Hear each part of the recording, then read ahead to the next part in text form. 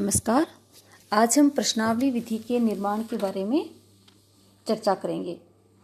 प्रश्नावली जो विधि है वो मुख्य रूप से प्रश्नों का एक समुच्चय होती है जिसमें शोधकर्ता है वह जिस व्यक्ति या संस्था से सूचनाएं प्राप्त करना चाहता है उसके लिए विभिन्न प्रकार के क्वेश्चनों का निर्माण करता है।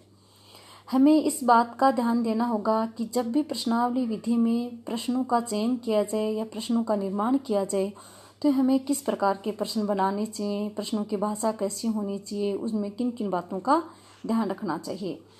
सबसे पहले हम देखते हैं कि प्रश्नावली के माध्यम से वही सूचनाएं एकत्रित की जानी चाहिए जो अन्य स्रोतों से प्राप्त नहीं हो। सूचनाएं प्राप्त करने के लिए विभिन्न प्रकार के स्रोत होते हैं और उसमें प्रश्नावली विधि एक होती है। तो हमें प्रश्नावली विधि से कौन कौन सी सूचनाएं प्राप्त करनी है उससे रिलेटेड ही हमें क्वेश्चन बनाने चाहिए। अर्थात हम जिस व्यक्ति से जिस प्रकार की सूचनाएं प्राप्त करना चाहते हैं हमें वैसे ही क्वेश्चन बनाने चाहिए। इसके अलावा बिना मतलब के क्वेश्चनों का है वो चयन नहीं करना चाहिए। दूसरा है कि प्रश्नावली में केवल उपयुक्त एवं उपयोगी प्रश्न होने चाहिए। प्रश्नावली विधि में जो भी प्रश्न बनाए जाएं वो उपयुक्त होने चाहिए, अनुपयोगी नहीं होने चाहिए। इससे क्या होगा कि हम जिसके पास प्रश्न भेजेंगे तो वह व्यक्ति है वो उन क्वेश्चंस का जवाब नहीं दे पाएगा। अगर हमने प्रश्नों की संख्या बहुत अत्यधिक कर दी है और जो प्रश्न अनुपयोगी हैं तो वह व्यक्ति इसमें इंटरेस्ट नहीं लेगा। प्रश्नावली की शब्दावली में व्याकरण की दृष्टि से दोष नहीं होना चाहिए। यहाँ हम ये देखते हैं कि कई बार क्वेश्चंस बनाए जाते हैं तो उसमें व्याकरण की दृष्टि से कई दोष पाए जाते हैं, जैसे कि लिंग संबंधी दोष। अगर हम किसी स्त्री या किसी लड़की के बारे में कुछ सूचनाएं प्राप्त करना चाहते हैं तो अगर हमने यहाँ लिंग का ध्यान नहीं रखा तो ये एक तरह से व्याकरण संबंधी दोष है। तो जब भी क्वेश्चंस बनाए जाएं तो व्याकरण का विशेष रूप से ध्यान रहना चाहिए, उसमें व्याकरण की दृष्टि से कोई दोष नहीं होना चाहिए। फिर अगली बात विशेषता जो है वो ये है कि हमें इस बात का भी ध्यान रखना चाहिए कि प्रत्येक प्रश्नों के उत्तर पर्याप्त विकल्प दिए हों। जैसा कि हमने प्रश्नावली विधि के विभिन्न जो प्रकार हैं उसमें हमने बंद और संचरित जो प्रश्नावली विधि का जो प्रकार है उसका अध्ययन किया था। तो उसमें हमने देखा था कि जो भी क्वेश्चंस दिए जाते हैं उसमें कई विकल्प होते हैं।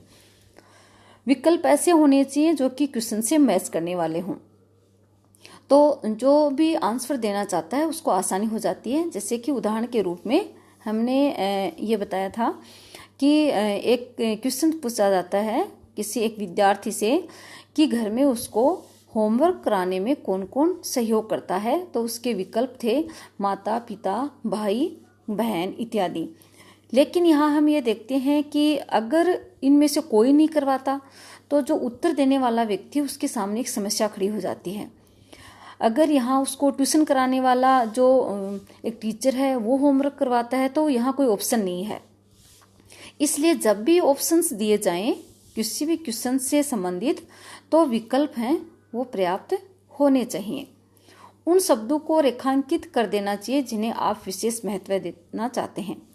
जो हम क्वेश्चंस पूछना चाह रहे हैं तो अगर हम जिससे रिलेटेड क्वेश्चन पूछना चाह रहे हैं तो हमें उन क्वेश्चंस के नीचे उन क्वेश्चंस को या उन शब्दों को बोल्ड कर देना चाहिए, रेखांकित कर देना चाहिए, जिससे कि जो भी उत्तर देने वाला व्यक्ति है वो समझ जाता है कि वो किस पर ज़्यादा बल देना चाह रहे हैं या किससे रिलेटेड वो हमें पूछना चाह रहे हैं। तो जो जवाब देगा व्यक्ति वो आसानी से उसको समझ करके और जो आंसर देगा वो सही रूप से दे देगा। क्वेश्चंस के जो कथन होते हैं वो शॉर्ट होने चाहिए, लंबे चौड़े क्वेश्चंस नहीं होने चाहिए। कई बार हमने देखा कि क्वेश्चंस होते हैं वो काफ़ी लंबे बना दिए जाते हैं। उनमें क्या दिक्कत आती है, जो भी व्यक्ति आंसर देना चाह रहा है वो क्वेश्चंस में कन्फ्यूजन पैदा हो जाता है लंबे क्वेश्चंस के कारण और वह अपना सही आंसर देने में असमर्थ होता है। इसलिए जो कथन होते हैं वो शॉर्ट होने चाहिए। प्रश्नों का निर्माण करते समय हमें बहुत सारी चीज़ों का ध्यान रखना चाहिए, जैसे कि क्वेश्चंस ऐसे नहीं होने चाहिए जिनके आंसर एक से अधिक निकल रहे हों, क्योंकि प्रश्नावली विधि की जो प्रमुख विशेषता होती है वो एक तरह से वस्तुनिष्ठता होती है, जिसमें यस और नो टाइप आंसर होते हैं। ज़्यादा एक ही जो क्वेश्चंस होते हैं उसके एक से अधिक आंसर नहीं होते। एक से अधिक आंसर होने के कारण जो भी व्यक्ति आंसर देना चाह रहा है उसको भ्रम पैदा हो जाता है कि मैं क्या आंसर दूं।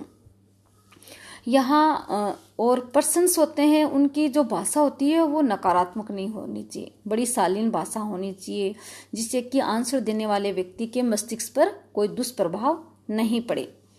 तो हमने ये देखा कि प्रश्नावली जो विधि है उस को तैयार करते समय हमें बहुत सारी चीज़ों का ध्यान रखना चाहिए। और मुख्य रूप से जो प्रश्नावली विधि में जो बल दिया जाता है वो दिया जाता है वैधता और विश्वसनीयता पर। जो क्वेश्चंस बनाए जाते हैं वो इस प्रकार के होने चाहिए कि उनके जो आंसर हमें मिले वो वैध हों, सत्य हों और वस्तुनिष्ठता लिए हों। जैसे कि अगर हम सर्वे करते हैं किसी गांव का और गांव में हम किसी गांव की जनसंख्या के संबंध में सूचनाएं प्राप्त करना चाहते हैं, तो हमें उस गांव में जो हमने प्रश्न जो वितरित किए हैं और उन क्वेश्चंस के अगर अलग अलग जवाब आ गए तो वो वैध नहीं है, क्योंकि गांव की जनसंख्या है वो एक जैसी होती है, चेंज नहीं होती है। अगर उसी गांव के रहने वाले 10 व्यक्तियों ने अलग अलग जवाब दिया जनसंख्या के बारे में तो वो वैधता नहीं है, उनके आंसर एक होने चाहिए। इसीलिए प्रश्नावली विधि में वैधता और वस्तुनिष्ठता तथा विश्वसनीयता पर हमेशा बल दिया जाता है कि प्रश्नावली विधि में जो क्वेश्चंस के जो तरीके हैं वो भी इस प्रकार के होने चाहिए कि आसानी से समझ में आए सामने वाले को, और सामने वाला जो जवाब दे वो संशय वाली स्थिति वाला नहीं हो कि हाँ अमूमन इतना इतना है। जैसे कि मैंने बताया कि जनसंख्या के बारे में अगर क्वेश्चन पूछते हैं तो एग्जैक्ट होनी चाहिए, ये नहीं कि 5 या 4 लाख हो सकती है। इससे क्या है कि पर्सन्स जो होते हैं उनकी विश्वसनीयता पर प्रश्न चिन्ह लग जाता है। तो हमने ये देखा कि प्रश्नावली विधि में जो भी शोध करता है वो बहुत सारी बातों का ध्यान रखता है कि जब भी वह प्रश्नों का निर्धारण करता है तो एक तो वस्तुनिष्ठता लिए हुए होने चाहिए प्रश्न।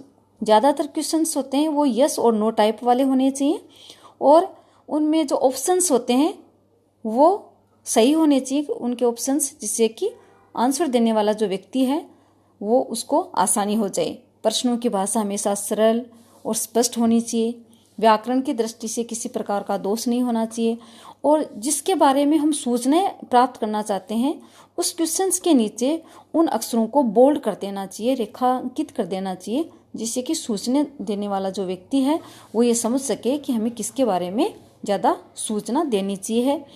क्वेश्चंस होते हैं वो नकारात्मक शब्दों वाले नहीं होने चाहिए, और क्वेश्चंस ऐसे नहीं होने चाहिए जिससे कि किसी व्यक्ति के आत्मसम्मान पर चोट पहुँचे। क्वेश्चंस की भाषा सरल होनी चाहिए। क्वेश्चंस होते हैं वो वैध और विश्वसनीयता और वस्तुनिष्ठता लिए होने चाहिए।